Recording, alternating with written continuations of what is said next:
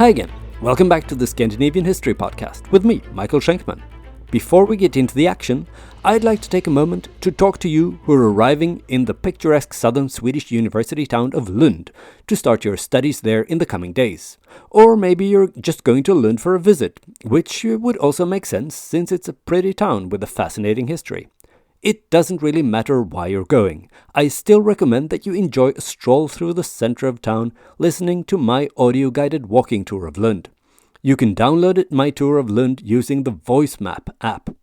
And you don't even have to go to Lund to enjoy the tour. If, for some inexplicable reason, you're not planning a visit to Lund anytime soon, you can also download the tour and listen to it at home or when visiting some other, less interesting city. If you prefer to visit Stockholm this fall, you can, of course, still download my tour of the Swedish capital as well using the Voice Map app. Okay, that's enough self-promotion for now. Let's get back to the show. After all, that is why you've tuned in. Last time, King Christian II finally managed to re-establish the Kalmar Union, but it was a hard-won victory. After having sent the Danish fleet 2 years in a row on failed expeditions, he decided to go another route and invaded over land in the first wintry weeks of 1520. This strategy worked, and Sweden fell to the advancing Danish forces until only Stockholm remained. That last stronghold of resistance was held by Kristina Gyllenstierna, the widow of the dead steward Sten Sture Jr., who had died after he had his leg shot off at the Battle of the frozen Lake Åsunden, where the Swedish peasant forces had tried to stop the advancing Union army. But in the end, the formidable widow also had to surrender when she realized no help was coming from abroad, due to King Christian's deal with the Hanseatic League to blockade Swedish ports. But before the last defenders swung open the gates of Stockholm, Christian had to promise to grant amnesty to all those who'd participated in the war against him, and their property would not be touched. He did, and on September 7th, 1520, he entered Stockholm, a city he hadn't set foot in since he was 18 years old when he'd visited for his father's coronation. Stockholm was a little worse for wear after all the fighting, but the locals made an effort to tidy up, and on November 4th, Christian was crowned King of Sweden in an elaborate ceremony in St. Nicholas Church, a stone's throw from the Stockholm Castle, 3 crowns. Afterwards, there was a massive party that literally went on for days. Beer and wine flowed endlessly. Dinners, balls, and other festivities followed, one after the other, until, all of a sudden, the mood shifted.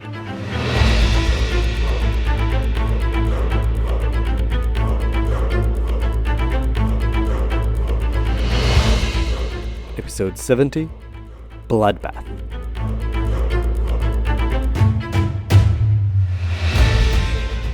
Wednesday morning, November 7th, the party to celebrate the coronation of Christian II as King of Sweden had been going on for days already. When yet another day of festivities was about to kick off, 3 clerics, led by the young, hot-headed Archbishop Gustav Trolle, approached the king. The Archbishop handed Christian a document. It was an accusation against some of the men who had led the resistance against the Danish invasion and the defense of Stockholm. But the accusation didn't concern their resistance. How could it? After all, they'd been promised amnesty for that. That was water under the bridge. No, the accusation put forward by the young archbishop was about the treatment of Gustav Trolle himself, his imprisonment and the destruction of his castle. The archbishop claimed that this made them heretics because they had attacked a man of the church. Gustav Trolle pointed out that even according to the capitulation agreement, the archbishop was entitled to compensation for the way he'd been treated. We don't know if the intervention was carried out on Christian's request or if the archbishop acted on his own initiative, but the accusation and demand to be compensated radically changed the political situation in Stockholm. The circle of leading men surrounding Kristina Gyllenstierna, Sten Sture Jr.'s widow, who had been promised amnesty and rewards for their capitulation to Christian, were all of a sudden exposed to a new danger. The king had been handed a weapon to deal with them if he chose to do so. A few hours later, in the early afternoon, the king called all the coronation guests to the great hall at the castle. Most guests probably thought the evening's festivities were about to start a little early, and hurried to the hall ready to party.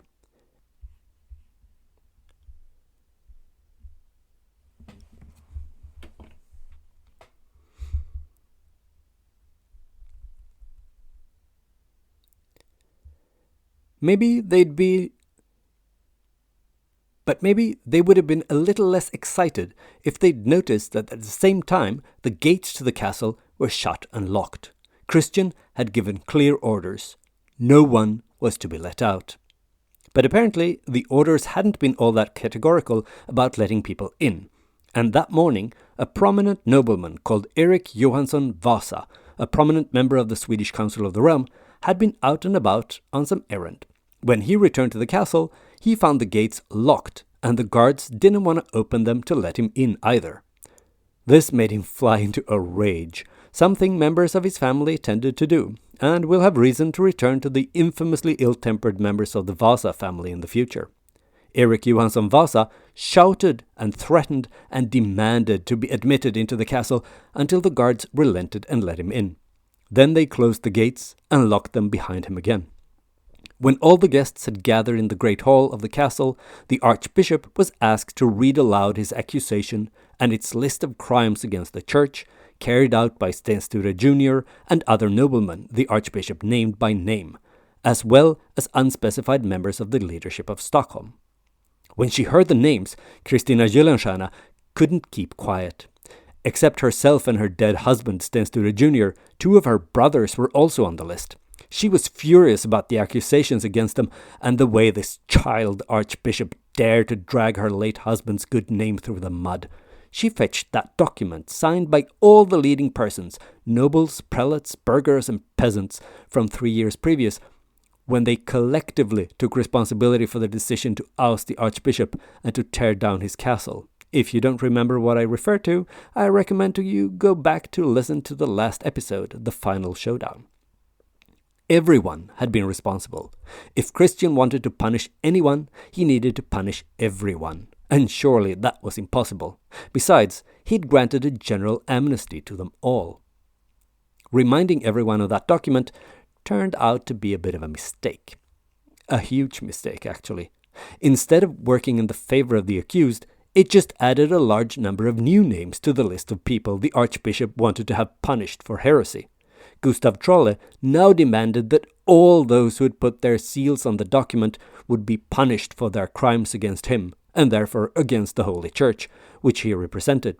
And that crime hadn't been covered by Christian's promise of amnesty. So there. That meant that almost the whole Swedish national leadership now was accused of heresy, a very serious charge in the Middle Ages. As the predicament they found themselves in started to dawn on the assembled guests, Bishop Brask from Linköping stepped forward. He asked that his seal be removed from the document that Kristina Gyllenstierna had fetched. When the seal was pried off the page, a small folded piece of paper was found hidden underneath. It was a note saying, "I am forced to do this." After that dramatic revelation showing that Bishop Brask had been coerced to agree to the illegal treatment of the archbishop, he was removed from the list of accused. The incident also gave rise to a saying in Swedish, and to this day you can use the phrase "a Brask note" to mean a reservation, usually to hedge one's bets, sometimes in a cowardly manner. Anyway, the rest of the accused now realized that they had turned from honored guests to prisoners accused of a serious crime. The rest of the day was spent in heated debate, sometimes more akin to a shouting match between the accuser and the accused. When darkness fell, which it does fairly early in November in Stockholm, the king stood up and left the great hall. The prisoners were led away and locked up for the night in various locations around the castle. Some had to spend the night in the chapel, some in the tower, 3 Crowns, that had given the castle its name, and others were locked up in other secure locations on the premises. The following morning, heralds passed through the city with trumpeters and declared that a curfew was in effect and that no one was to leave their homes. For most of the townspeople of Stockholm, that was the first sign that something was wrong. As far as they were aware, they were in the middle of a giant celebration. But now the mood had shifted and something was definitely going on. And it wasn't good. At the same time, at the castle, a court was assembled in haste to handle the archbishop's accusation of heresy. The judges consisted of 14 priests, including several bishops, even Hans Brask, who had been one of the accused the day before, but had been let off after his little trick with a note under his seal. Even more noteworthy was the fact that the Archbishop Gustav Trolle himself, the accuser, was also one of the judges. Perhaps not exactly the ideal arrangement for a fair trial. The trial may not have been fair, but at least it was over quickly. The result was more or less a foregone conclusion, and the verdict was handed down the following morning, November 9th. The panel of judges found the defendants guilty of heresy for their attack on the Archbishop. They were all condemned to death, and the judges asked the king to carry out their sentences immediately.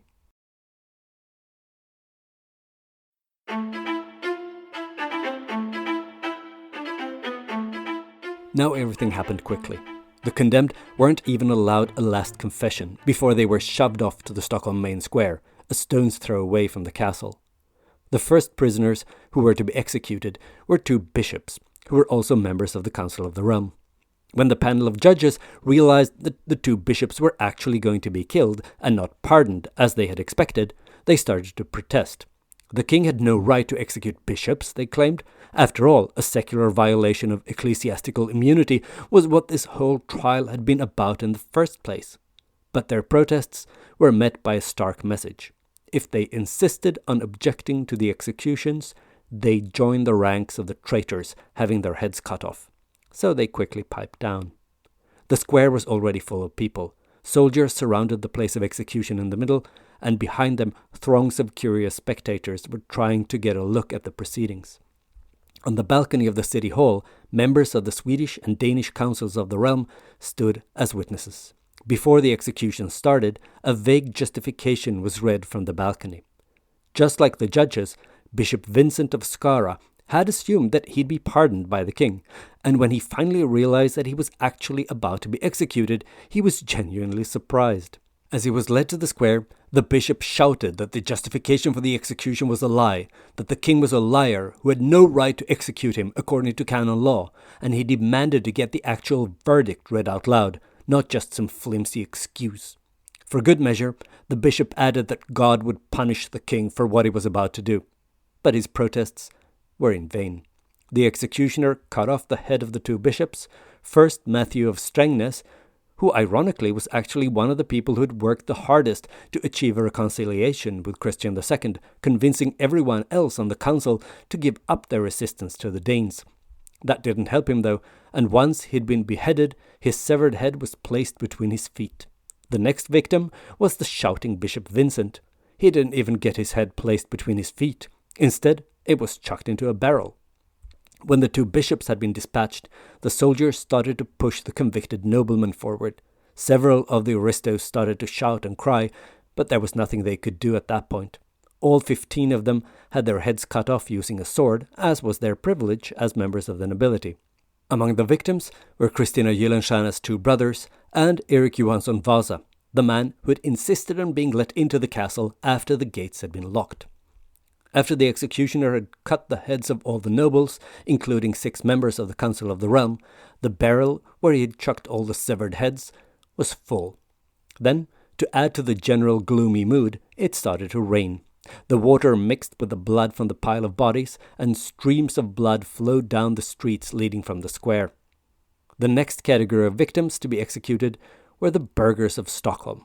Even though many of them were quite prominent in the city, such as the mayor, they were still all commoners. That meant that they didn't get their heads cut off with a sword, but had to make do with a less fancy tool, such as an axe.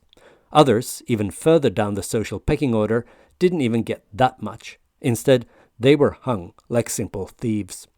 Some of those who were convicted hadn't been arrested the previous day, and they were collected from their homes as the executions progressed. Others, who hadn't necessarily been convicted at all, were grabbed from the throngs of spectators at the square. One man, who apparently cried a little too loudly when he watched the executions, was arrested and executed himself for showing pity on the traitors, even though he had nothing whatsoever to do with the actual ousting of Archbishop Gustav Trolle. Another man, a combined doctor/barber, was cutting a customer's beard when soldiers burst in and brought him to the square to be executed. He didn't have anything to do with the move against the Archbishop either. In other words, there was chaos, and no one seemed to be safe once the killing had started. But sometimes the chaos could work in your favor. One of the convicted men was so fat that the soldiers didn't manage to hang him, and so he was spared. He later went on to become the mayor of Stockholm. In parallel with the increasingly messy and chaotic killing on the main square, the king's soldiers had already started to confiscate all the property belonging to the victims. Their families were driven out of their houses into the streets with nothing but their clothes on their backs. According to the law, property of convicted heretics should have gone to the church, but King Christian kept it for himself. At nightfall, the execution stopped, but only because it was too dark to continue, not because there weren't any more people to kill. The following morning, the executioner got back to work, and the remaining burghers and various servants were finished off on the second day of killings. At least 82 people were executed in this event known in history as the Stockholm Bloodbath. The basis for this figure is that the executioner later claimed to have been paid for 82 beheadings. But because a considerable number of victims weren't beheaded at all, but rather hanged, the number of executed was most likely considerably higher. Since no one bothered to record who they were, scholars can't agree on the final number of victims, but most estimates land somewhere between 100 and 120 people. According to a legend, which almost certainly originated in later propaganda, King Christian gave Christina Gyllenstierna, the widow of the last steward of the realm, the opportunity to choose her own death: hanging, burning, or being buried alive. But that's almost certainly not true. At least it didn't happen, because even though Christina Gyllenstierna was also convicted, she wasn't executed. Instead, she was imprisoned and all her property was confiscated. That meant she was dead to the world in a way, which seems to have been enough for King Christian. After the last man had been executed, the bodies were left in a pile on the main square. The blood had mixed with the dirt in the streets, and the rain had stained the streets red. No one was allowed to touch the bodies, except the stray dogs that had started to gnaw at various limbs sticking out. On Friday, heralds once again announced that no one was allowed outside the following day. On the morning of Saturday, November 10th, at first light, the bodies were collected and brought outside the city. Christian soldiers had lit fires south of Stockholm. Since the victims had been convicted of heresy, they were denied a Christian funeral, and instead their corpses were burned. This was a major taboo at the time, and the ultimate humiliating punishment. Even the body of Sten Sture Jr., who had been buried 6 months previously after the steward's death on the ice of Lake Mälaren, was dug up and thrown onto the pyre. Sten Sture had shared a grave with one of his sons, a boy who had died only a few days old. His body was also dug up and thrown to the flames. The same evening, King Christian arranged a feast to celebrate the news that his wife, Queen Elizabeth, had given birth to a daughter.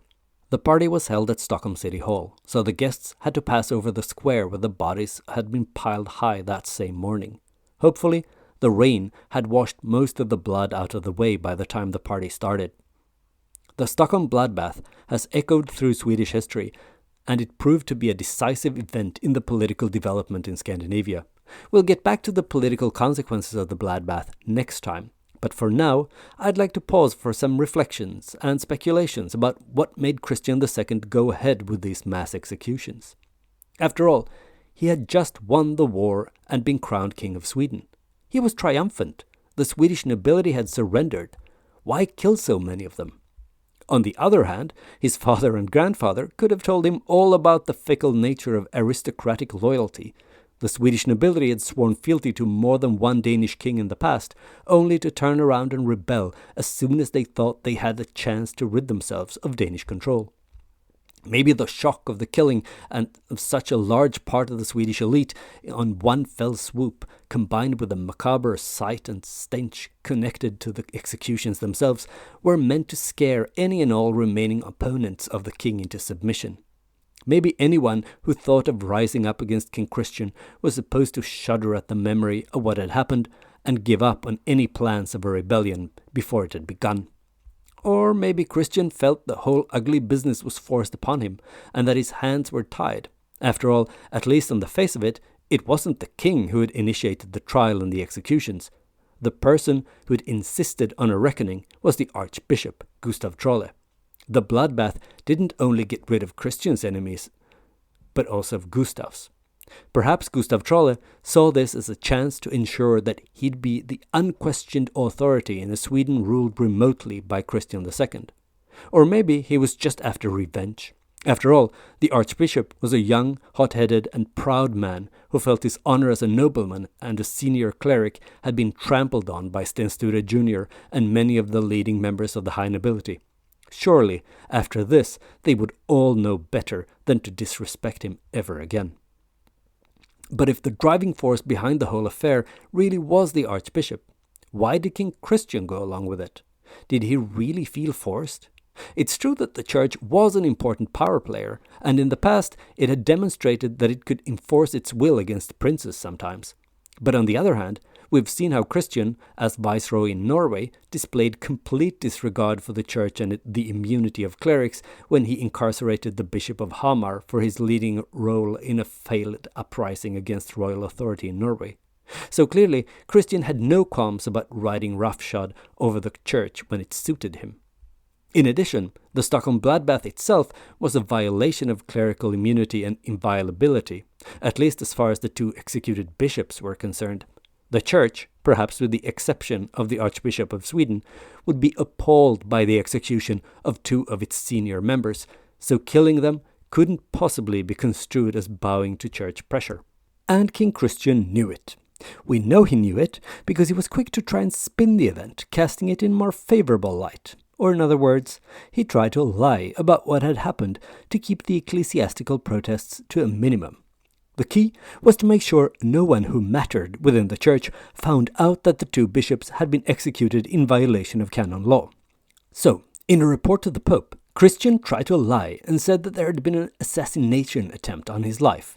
Gunpowder under the Great Hall in the castle was supposed to have been set on fire. Luckily, the attempt had failed and the assassins had been taken care of, but in the fighting two bishops had unfortunately also been killed. It was tragic, the king asserted, but completely unintentional. It had all been too chaotic, a real bloodbath. The king actually used the word, and that may have been the first time anyone called what had happened a bloodbath, a name that has stuck through the centuries. Unfortunately for Christian, though, the Pope doesn't seem to have bought this version of events, possibly because there were so many witnesses who had seen what really happened, and possibly because the king's own messaging wasn't consistent. Already on November 9th, so the same day the executions were taking place, the king had a letter sent out all over Sweden explaining what had happened. In that letter, Christian claimed that the executed had attacked the archbishop and other bishops and behaved in a way that made them heretics. Then he stressed that a church trial had been conducted where all the judges had been priests. These priests convicted the heretics, and the king only executed them as the church had asked him to do, and he had to do, according to St. Eric's law. He ended his letter expressing the hope that peace and quiet would reign in the land from now on. So, maybe the whole intervention by the archbishop was a piece of theatre, orchestrated by the king. He had promised amnesty to these Swedish opponents, so he wasn't allowed to touch them, even though he really wanted to. From that perspective, the accusation of heresy was an excellent excuse for him to stamp out his opponents without ostensibly having to break his promise to forgive and forget. So maybe he hoped to eat his cake and have it too. He got to keep his promise, but still managed to get rid of potential future rebels and to install a new and loyal leadership in Sweden and in Stockholm. The city can be more important than what it appears at first glance in this context. The burghers who were executed usually fade away into the shadows created by the high drama of the executions of the bishops and the noblemen, but the fact of the matter is that taking control over Stockholm was probably just as important as taking control over the Council of the Realm. Before the bloodbath, Stockholm was the gateway and export harbour for the silver, copper and iron mines in Dalarna. Mining was an important source of income already in the Middle Ages and would grow increasingly important in the years to come. Stockholm was in league with Lübeck, and by replacing the city leadership, Christian probably hoped to force the city to align with his own trading policy, favouring the Dutch over the Hanseatic League.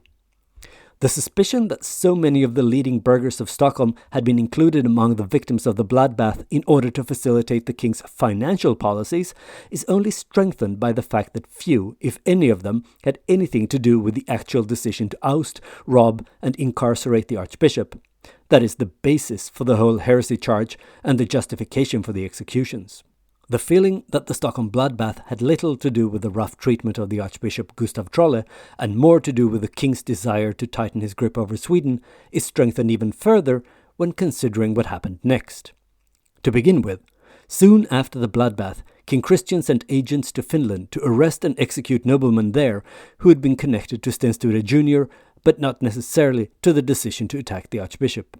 Then, in December, the king decided it was time to return home to Denmark.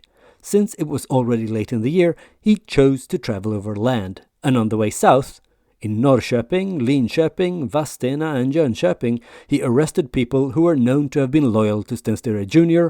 or who had ties to him, which made the king suspect that they could have been loyal to him. The arrested men were then executed.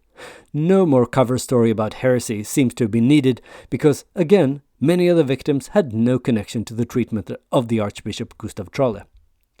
As a last morbid hurrah, King Christian stopped at Nydala Monastery. The monks there were also arrested and killed by drowning. In the monastery chronicle, a survivor of the event called the king a tyrant for the killing of these monks, and that's how he's been known in Swedish historiography for half a millennium. Christian the Tyrant. But the king couldn't care less about nasty epithets used about him in some musty monastic chronicle. When he returned home to Denmark and his wife to meet his newborn daughter for the first time, he thought, or at least hoped, that he'd crushed all opposition in Sweden. From now on, there would be no one left in Sweden to rebel against him, and through this, admittedly harsh but effective action, he had secured the survival of the Kalmar Union. Next time, we'll see how well that prediction stood up against the scrutiny of reality. I hope you enjoyed this episode of the Scandinavian History Podcast. If you did, why not spread the word wherever you congregate with others who are also into Scandinavian history? Also, please consider leaving a stellar review, or at least 5 stars, on Apple Podcasts or Spotify. This is an excellent way to attract new listeners and to support the show. Another good way to support the show is to purchase some Scandinavian history-themed merch in the Scandinavian History Podcast webshop. I especially recommend something from the Odin's Lifehack collection.